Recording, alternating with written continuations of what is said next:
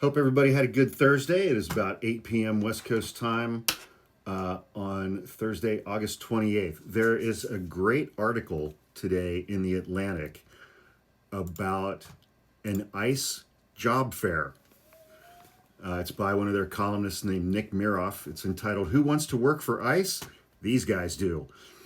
Reading from the article, ICE held a hiring expo this week outside of Dallas at a place called Esports Stadium, set between the Texas Rangers ballpark and the roller coasters of Six Flags. There, a wall of bright blue screens welcomed job candidates at the entrance. "With honor and integrity, we will safeguard the American people, our homeland, and our values. Start your journey towards a meaningful career in law enforcement." Inside the hall, organizers had parked a shiny Mustang with stenciled lettering that read, "Defend the Homeland." Nothing creepy about that. A blinding 90-foot wide LED display at the center of the stage was lit up with the ICE logo and recruitment slogans. ICE's pitch for meaning and purpose seemed to draw in many of the applicants that the author met. Some were military veterans with combat tours in Iraq, Afghanistan, who told the author that they longed for the camaraderie and a sense of belonging that they once had when they were in combat. Important distinction. Others said they were bored or wanted to serve their country or fill a hole in their life left by a failed marriage or the creeping regrets they felt in middle age after screwing up their 20s. That's a quote. Chris Fries, 34, who works in elevator repair, told the author he wished he had joined the military after high school, like his brother, who became an explosives expert in the Army. Quote, "I will do anything to help secure the country," said Fries, who wore a t-shirt and cap emblazoned with the American flag, but had forgotten to bring his resume. "If I don't make it this time, I'll keep trying." The Trump administration wants to hire and train and deploy 10,000 new ICE officers.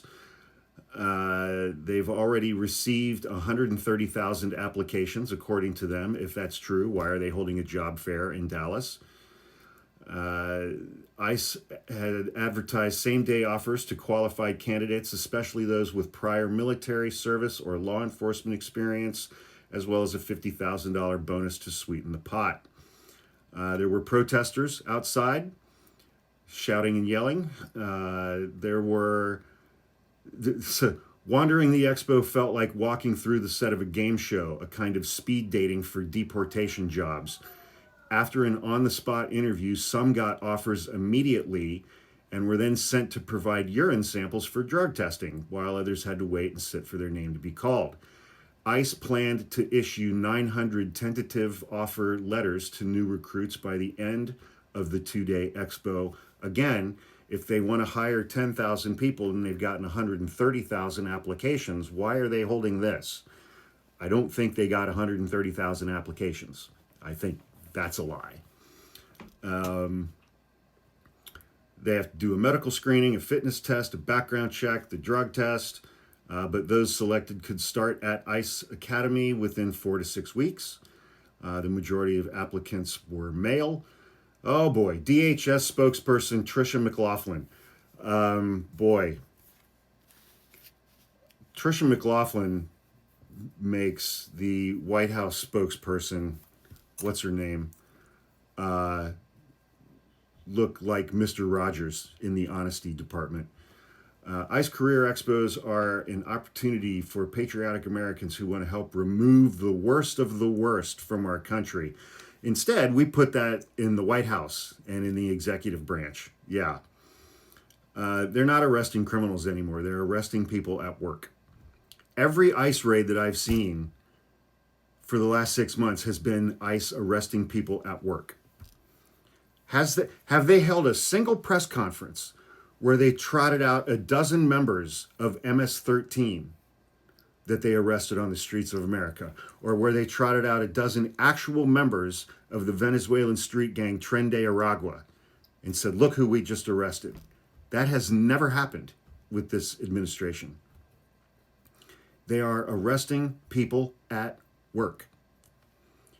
Anyway, The job fair attendees the author spoke with said defend the Homeland message and Donald Trump's presidency are big draws. Quote, I want to stand up for my beliefs and protect America from foreign invaders, said Brennan Sheets, age 30. I'd like to be there for others who can't defend themselves. God is pushing me down this path. I would like to be there for others who can't defend themselves if they're white, I think is what he meant to say. Sheets, an Army veteran who had been working for a carpet cleaning company, said that he and his wife were expecting their first child, a daughter. The February 2024 murder of Laken Riley in Georgia by an undocumented immigrant, which became a rallying cry for Trump supporters, quote, hurt my heart, close quote, he said. He was offered a job that afternoon. The author asked Mr. Sheets what he thought it would be like to arrest families in the face of crying children while ICE hauls off their parents. He paused.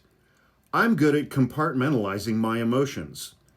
I believe that I can make difficult decisions that I need to make. Life isn't all about love and rainbows.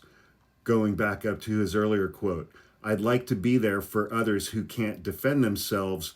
God is pushing me down this path where I'm going to arrest people in front of their crying children. But fortunately, he can compartmentalize his emotions very well. ICE has about 5,700 deportation officers nationwide. They're trying to get 10,000 more. It pays $70,000 to $90,000 a year, $50,000 signing bonus. Let's see. Within DHS agencies, mass hiring binges are viewed warily, and the rapid expansion of the U.S. Border Patrol a generation ago is still regarded as a cautionary tale. The Border Patrol lowered its hiring standards and ended up with more cases of employee misconduct and corruption. You can look this up. In the early 2000s, Border Patrol reduced its hiring standards to expand and hire more people, and one of the people they hired at that time was an active serial killer. I'm not kidding. Trump officials insist that won't happen. They've slashed ICE's 18 to 20 week training course to 8 weeks. They've waived Spanish language requirements. They've waived vehicle pursuit courses and other instruction. McLaughlin says the new recruit, there's no educational requirement either. And there are no age requirements or limitations as far as I can tell. You can be 18 and have dropped out of high school and become an ICE agent. Senior officials will mentor, coach, and train agents every step of the way, blah, blah, blah. Financial incentives, though, were a powerful pull for many of the applicants that the author met. Calvin Bayona, a barrel-chested 29-year-old who drove to the expo from his home in rural Louisiana, explained that he had recently been laid off from his job as a military police officer in the Army after 9 years. I was not aware that you could get laid off from the United States Army. He and his wife had just purchased a home, and Bayona said that he didn't want to uproot his daughters. I built this life up to where we are now, and I don't want to lose it. He grew up in Guam. Whatever. An ICE recruitment video played on a loop in the main event hall where applicants waited to be called, repeating over and over until it had the feeling of an indoctrination tool. It jumped from the Federalist Papers and Hamiltonian tariffs to the history of customs duties, immigration law, and the creation of ICE after the September 11th attacks. The video's pitch seemed geared toward a pre-Trump era when ICE's main recruitment target was officers at other federal law enforcement agencies who might be looking for something more technical and specialized. It touted ICE's role investigating intellectual property crimes and returning stolen cultural artifacts, and hunt for the human rights abusers, cyber criminals, sex predators, Jeffrey Epstein, and money launderers. Then it goes through some other folks here, and it's a depressing read, but they're not sending their best. I'll put it that way. They're not sending their best. So there's that.